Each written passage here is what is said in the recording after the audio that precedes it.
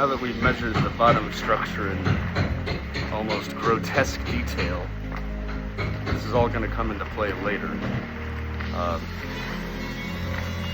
Now we're going to get half breadths, starting at the bow, moving all the way aft, and then we'll have a plan view, and that's going to serve as my map.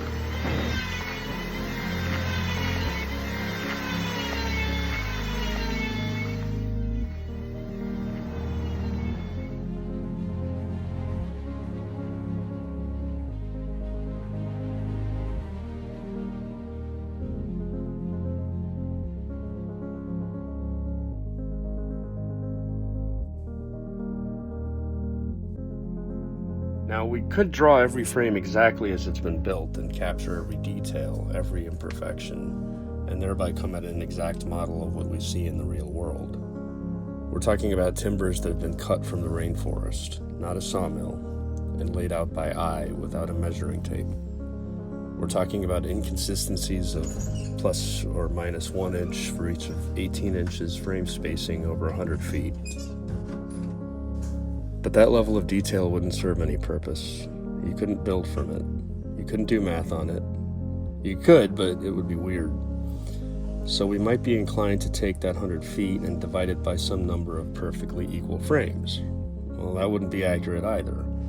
If we assumed equal frame spacing everywhere, we'd lose some of the detail where they've been bunched together in way of the engine, for example, or spaced further apart up at the bow.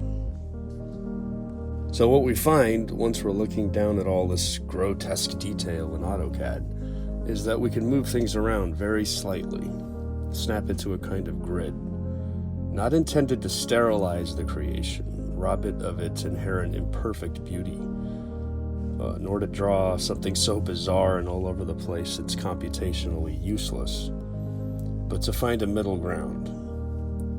By staring at the layout in CAD and putting ourselves in the mind of the builder, patterns start to emerge. We can see where the structure's been tightened up or allowed to breathe.